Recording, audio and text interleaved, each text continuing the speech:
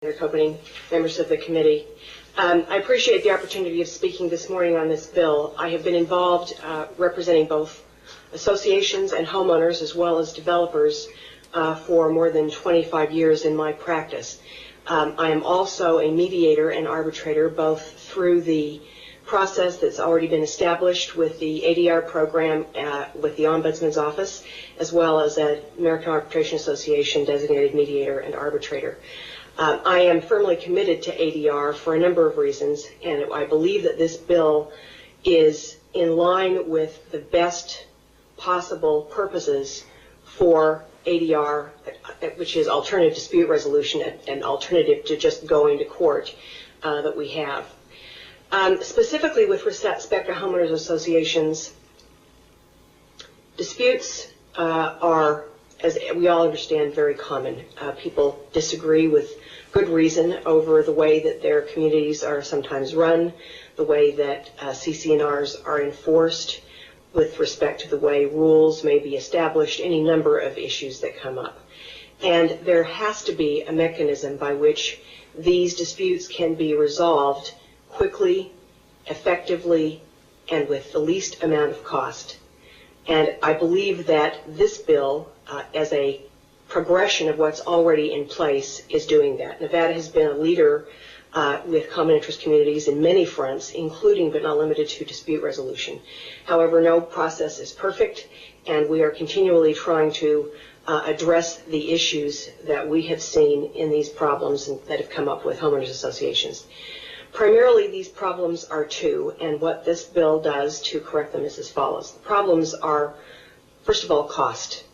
It is expensive to litigate, more expensive to go to court by far by the time you pay for the attorneys and all the processes that are required. Court is the most expensive alternative.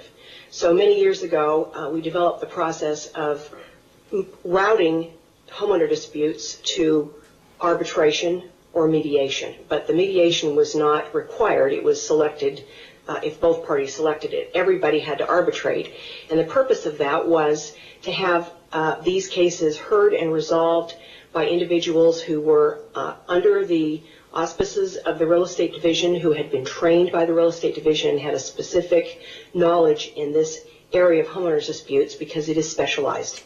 And we believe that people who are suffering with these issues, both homeowner associations and the owners of these homes in their neighborhoods, need to have the most effective people hearing these disputes.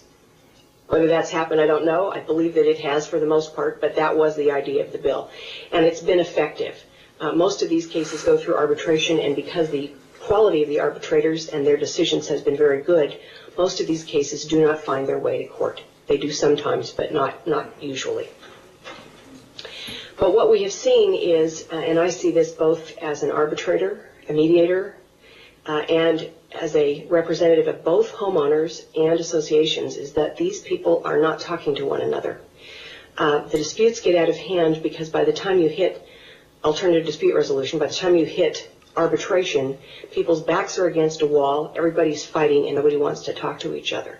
So the purpose of this bill is to get people talking to each other as quickly as possible, to sit down and face-to-face be working with a facilitator, a mediator, who is an impartial third party who assists the parties in communicating and reaching a mutually acceptable resolution of their dispute.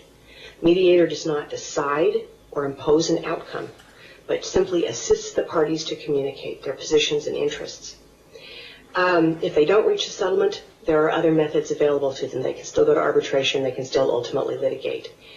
The effectiveness of mediation in person-to-person disputes is absolutely profound.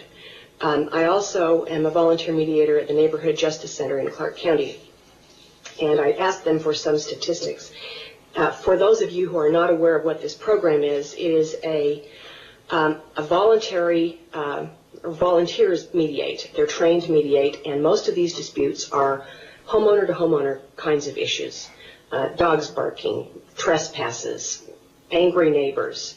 So they sometimes can be more complicated than that, but in my experience, dealing with these kinds of angry, unhappy disputes within people's own homes are the most complex and difficult matters to resolve, and that's precisely what we're facing with HOA disputes.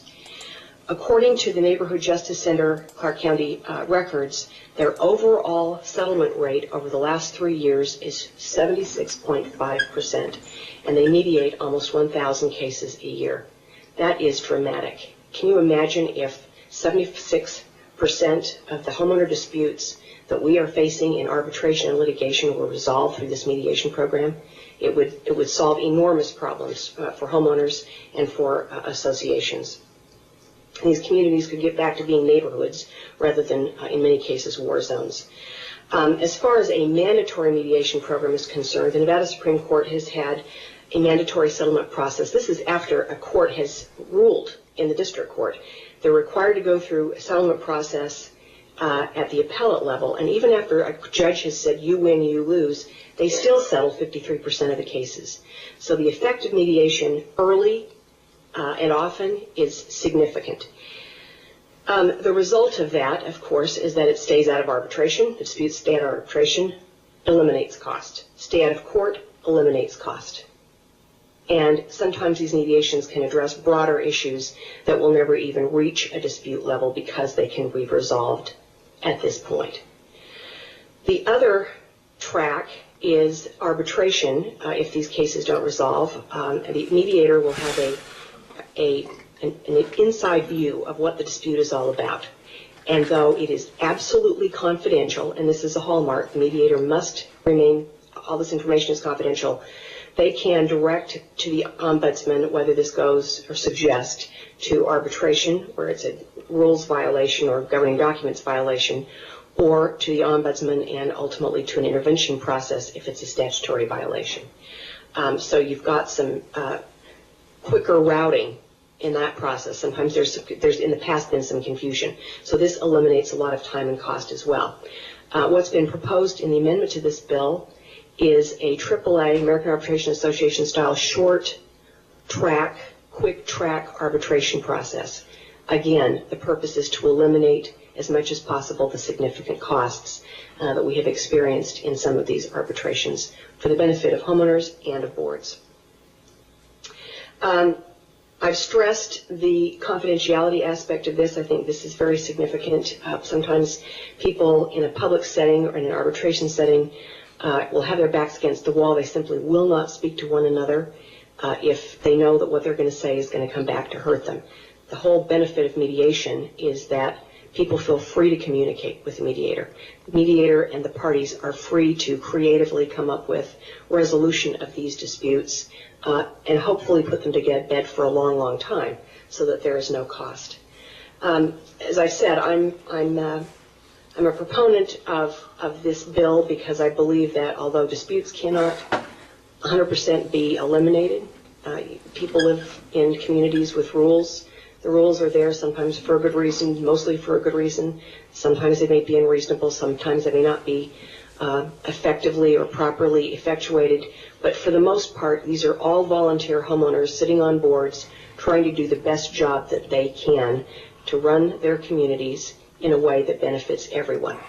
There are always going to be conflicts, and as a result, there must be a way to quickly and efficiently manage these disputes. It's going to cost a lot of money if you go to court. It's going to cost a little less money if you just arbitrate. What we are proposing in this bill, what Senator Copening is proposing in this bill, is to reduce those costs even further and to get these communities back to being neighborhoods rather than fighting with each other. Thank you. If you have any questions, I'd be happy to answer them. Thank you very much, Ms. Lavelle.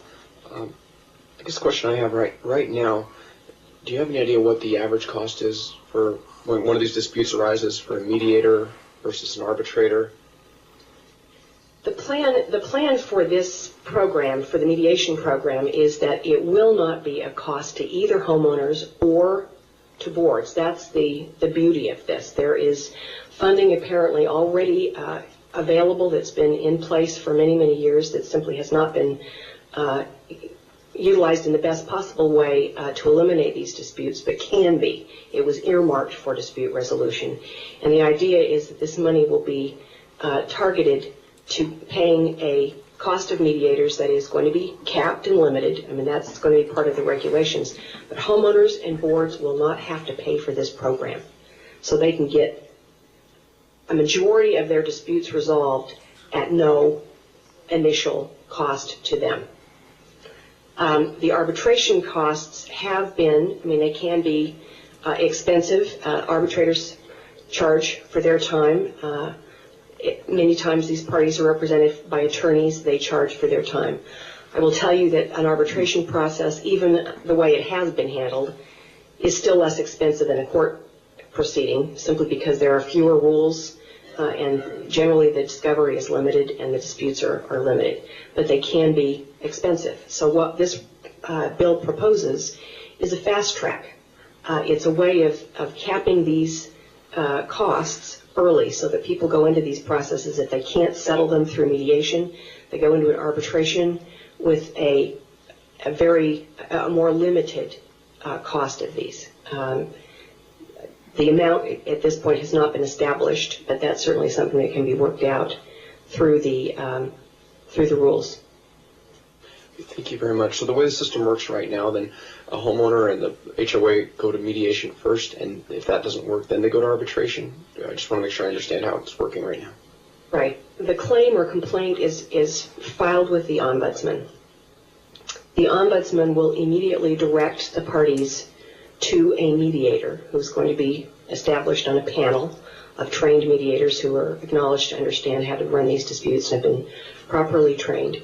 And the mediation has to occur within 60 days. So this dispute can get, I'm sorry, go ahead. Oh, pardon me, that's existing law right now. No, it is So not. that's proposal under your bill. Do. Okay. Right. Under the existing law, there is no requirement to mediate. Under the existing law, the parties can choose to mediate, but typically they don't.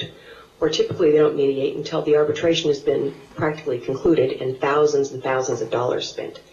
What this plan does is to tell people, sit down immediately. Let's try and get this resolved right away within the first 60 days after the dispute is filed, at no cost to the homeowners, at no cost to the board, and hopefully it won't have to go any farther. That's the point of this bill. Okay, thank and you. That's new. Okay, thank you. And these funds that are available for mediation that you mentioned, do you know how long they'll last to pay for these mediations? I'm just kind of wondering about that. I don't know if, you know, Gail may be able to, the Ombudsman may be able to address that issue. Okay, thank you very much. Are there any questions for Ms. Lavelle? Mr. MacArthur, Mr. Carrillo? No questions. Thank you very much. Yes, sure. Excuse me, Mr. Assemblyman MacArthur has a question for you, Ms. Lavelle. Thank you, Mr. Chairman. I just want to follow up a little bit. I didn't see any place in the bill where it said that this is not going to cost anything in the mediation. Is that in here any place? Did I miss that, or? The idea is that it's going to be funded, and I thought that it was, and I'll have to take a look at it again. But the idea was that it would not, that the right. I understand the intent. I just didn't remember seeing it in here when I read the bill.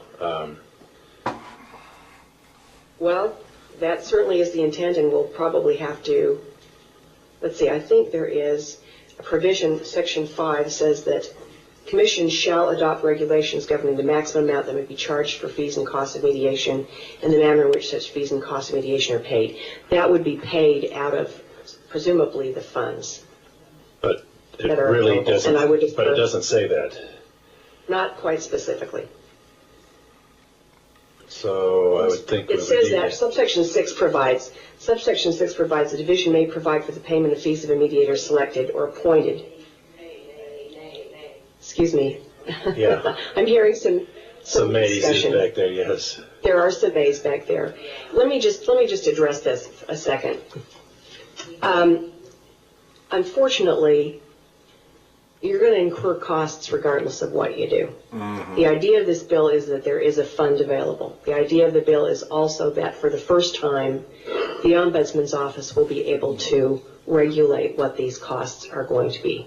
That's not happened in the past. It will happen in this bill. The objective is to get cases resolved. And unfortunately, if you're going to have people involved in this, if you're going to have professionals involved in this, there will be some payment, but the idea of this bill is that it will be limited and directed by the Ombudsman's office, and that there are funds available from which these disputes can be resolved. Okay, I just think we need to probably clear that up a little bit, tighten it up, so that we all understand that that's what the intent is. Understand. Pardon me for interrupting you both, but Ms. Anderson from the Nevada Real Estate Division came here to the witness stand here in Carson City. I think she might be able to elaborate on that question, Mr. MacArthur. Good morning, Chairman Orenshaw,